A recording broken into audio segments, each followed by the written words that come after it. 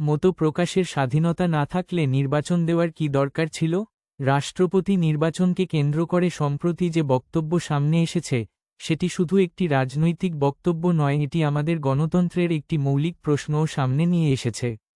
প্রশ্ন হচ্ছে, একজন সংসদ সদস্য যদি রাষ্ট্রপতি নির্বাচনে নিজের বিবেক, মূল্যায়ন ও পছন্দ অনুযায়ী ভোট দিতে না পারেন, তাহলে সেই ভোট কতটা স্বাধীন?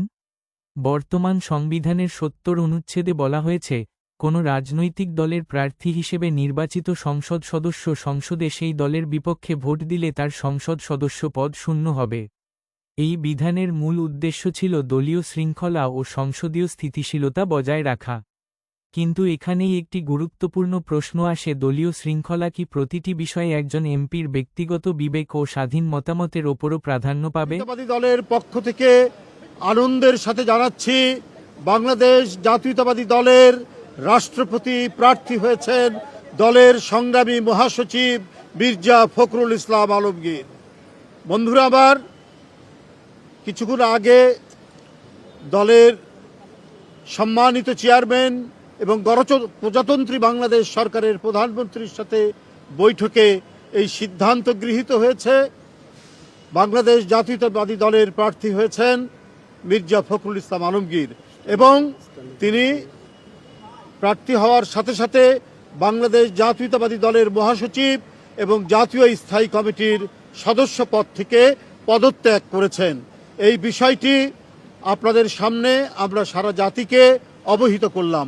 দলের রাষ্ট্রপতি প্রার্থী মির্জা ফখরুল ইসলাম আলমগীরের নাম আমরা ঘোষণা করলাম এবং ইতিমধ্যে তিনি মহাসচিব এবং জাতীয় স্থায়ী কমিটির সদস্য থেকে পদত্যাগ করেছেন।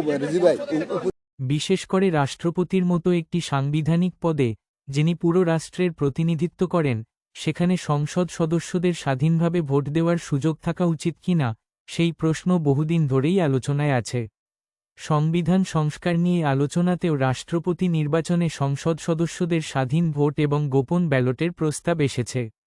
কারণ রাষ্ট্রপতি যদি কেবল সংখ্যাগরিষ্ঠ দলের পছন্দের ভিত্তিতে নির্বাচিত হন, তাহলে তিনি কি সত্যিই পুরো রাষ্ট্রের রাষ্ট্রপতি হয়ে উঠতে পারবেন?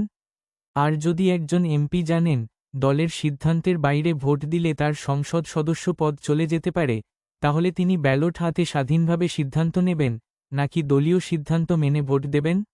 এখানেই গণতন্ত্রের আসল পরীক্ষা। আমরা বাংলাদেশের একজন নাগরিককে মনোনয়ন দেবো ইনশাল্লাহ। কিনেছি এই কারণে যদি কোনো ভুলভ্রান্তি হয় আমরা একটাই জমা দেবো হয়তো। কয়টার সময় জমা দেবেন? আমরা জমা দেবো সেকেন্ড হাফে জমা দেবো। বৈঠকে কারা কারা থাকছেন? বৈঠকে স্ট্যান্ডিং কমিটির মাননীয় সদস্যবৃন্দ সবাই থাকবেন। এখানেই গণতন্ত্রের আসল পরীক্ষা। আমরা শুধু নির্বাচন চাই এমন নয়, আমরা চাই অবাধ নির্বাচন, স্বাধীন মতামত এবং জনগণের প্রতিনিধিদের বিবেক অনুযায়ী সিদ্ধান্ত নেওয়ার সুযোগ। অবশ্যই দলীয় শৃঙ্খলা প্রয়োজন, কিন্তু সেই শৃঙ্খলা কোথায় শেষ হবে এবং একজন নির্বাচিত জনপ্রতিনিধির স্বাধীনতা কোথা থেকে শুরু হবে সেটিও স্পষ্ট হওয়া দরকার। কারণ সংসদ সদস্য জনগণের প্রতিনিধি, তিনি শুধু একটি দলের প্রতিনিধি নন।